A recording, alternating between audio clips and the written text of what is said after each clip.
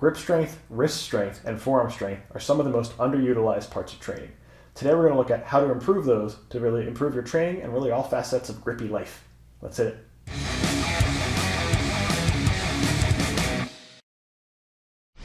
Three types of grip strength we're looking at today: crush, pinch, and support.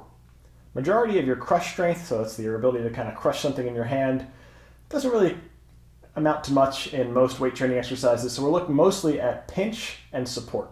A lot of people, when they think of grip strength, think of climbing. So we're actually rock climbers. We have a variety of grip training exercises that are just very specific for climbing, but it spans really far beyond that.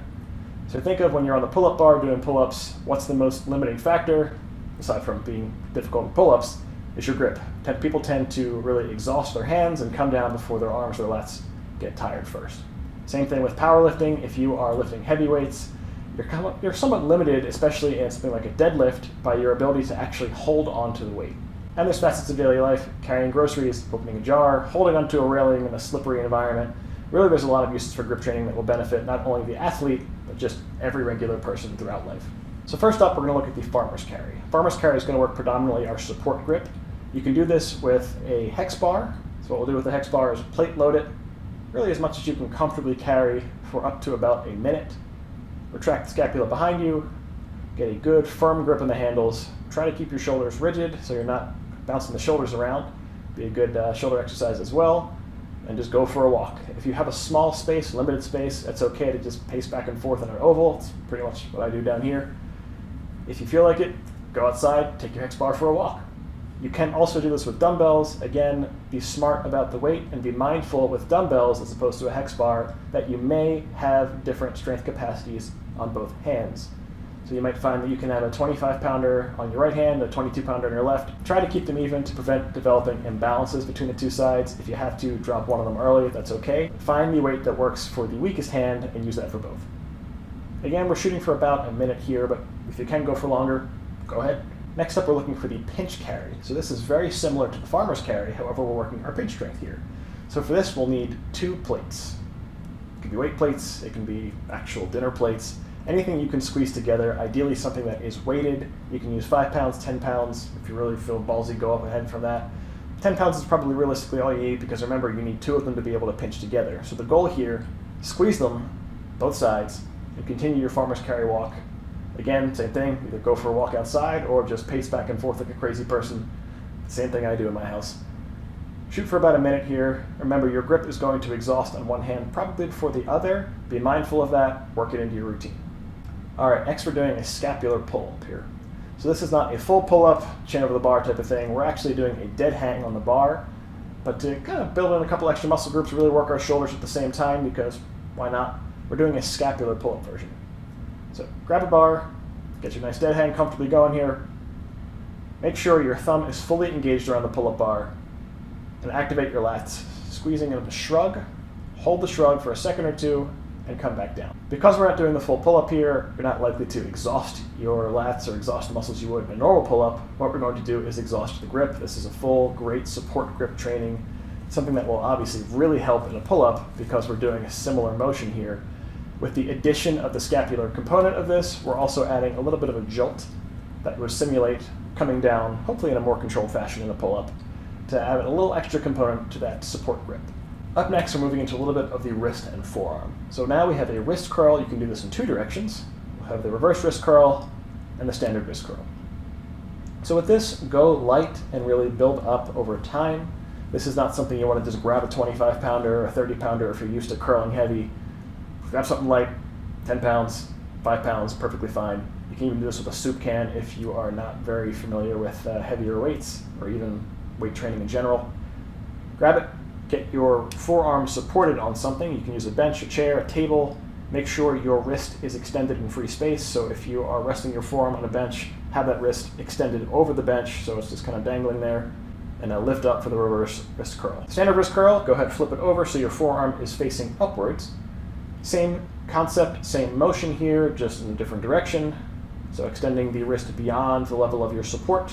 Go ahead and curl up, shooting for about 12 to 15 here. Again, start with a light weight, progress up as you feel capable of doing so. Don't treat this like a standard bicep curl where you feel like you need to really power through it. You need to use cheaters. As soon as you start to feel like your form is fading or is becoming uncomfortable, stop, rest, and pick it up later. So up next we have the rear dumbbell wrist rotation. What we're going to do here is grab light weights. I use 5s or 8s for these, really something that is not incredibly heavy.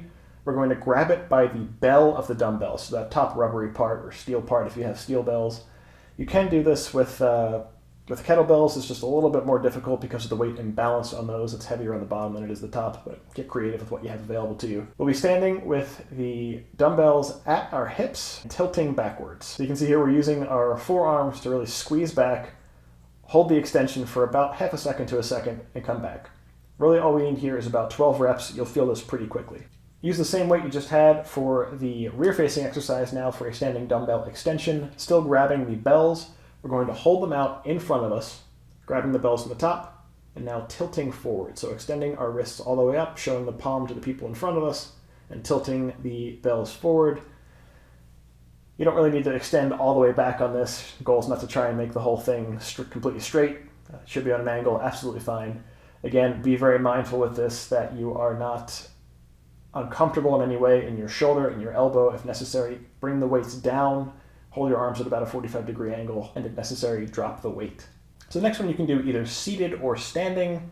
You can do a little bit heavier than this in the last two exercises. What we're going to be doing is pretty much training supination and pronation, so the ability of the wrist to rotate in either direction. Seated version of this will look the same as the standing version, just obviously seated. If you are seated, make sure you're at about 90 degrees with your legs out in front, so you're up in a slouching position, and rest them on your legs themselves. We'll be grabbing the dumbbell and just rotating upwards, the palms facing up, rotating down. Each group of rotations, each pair of rotations is a single rep. By 10, you really will feel this, so you probably don't need to exceed 12. If you're not exhausted by 12, increase your weight by a little bit.